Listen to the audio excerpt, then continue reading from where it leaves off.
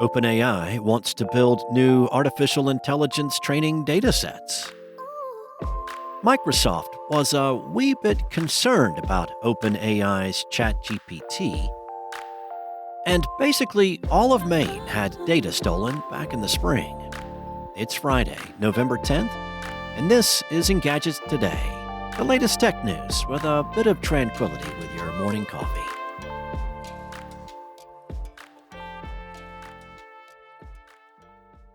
OpenAI is rolling out a new partnership program to collect data sets from third parties that it intends to use to train its AI models. The initiative will seek large scale private and public information that it says is not already easily accessible online to the public. The company says the data it will collect doesn't necessarily have to be quantitative or in text formats. The program will also accept images, audio, or video. Notably, the company says it's on the lookout for data on any topic and in any language, so long as it expresses human intention, which it likens to long form essays or transcribed conversations.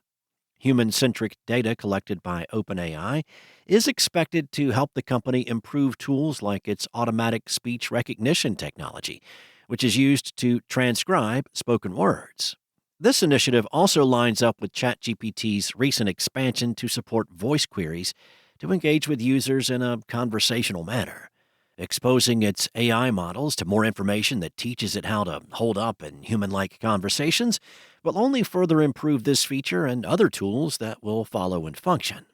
If a private or public organization wants to participate in the program, a representative can submit a form on the company's website and share information on the data type and size that they intend to share.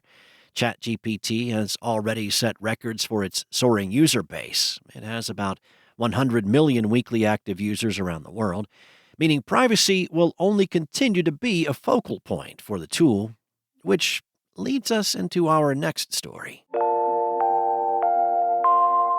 According to a CNBC report, Microsoft temporarily prohibited its employees from using ChatGPT due to security and data concerns. The company announced the rule in an internal website and even blocked corporate devices from being able to access the AI chatbot.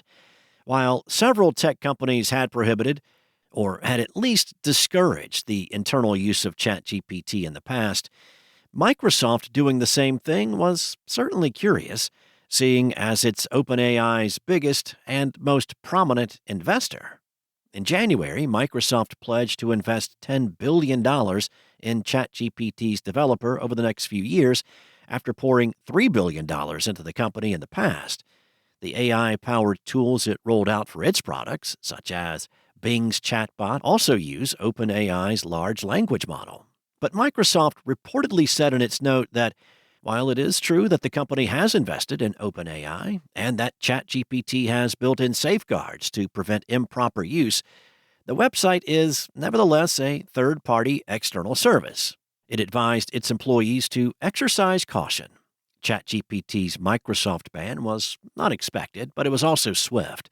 CNBC says that after it published its story, Microsoft quickly restored access to the chatbot. It also reportedly removed the language in its advisory, saying that it was blocking the chat app and design software Canva. A company spokesperson told the news organization that the ban was a mistake, despite the advisory explicitly mentioning ChatGPT, and that Microsoft restored access to it as soon as it realized its error. The state agencies of Maine fell victim to cyber criminals who exploited a vulnerability in the Move It file transfer tool, making them the latest addition to the growing list of entities affected by the massive hack involving the software. In a notice the government published about the incident, it said the event impacted approximately 1.3 million individuals, which basically makes up the state's whole population. The state first caught wind of the software vulnerability in movement on May 31st and found that cyber criminals were able to access and download files from its various agencies on May 28th and 29th. While the nature of stolen data varies person to person based on their interaction with a particular agency, The notice says that the bad actors had stolen names, social security numbers, birth dates, driver's license and state identification numbers, as well as taxpayer identification numbers. In some cases, they were also able to get away with people's medical and health insurance information. Over 50% of the stolen data came from the Maine Department of Health and Human Services. As TechCrunch noted, the Clop ransomware gang that's believed to be behind previously reported incidents has yet to release data stolen from Maine's agencies. The Securities and Exchange Commission is already investigating MoveIt creator Progress Software, though it only just sent the company a subpoena in October and is still in the fact-finding inquiry phase of its probe. Thanks for listening. If you have a moment, rate and subscribe wherever you listen. Today's show featured journalism by Engadget contributors Malik Saleh and Mariella Moon and was produced by Spoken Layer. Enjoy your weekend. I'll be back Monday with more.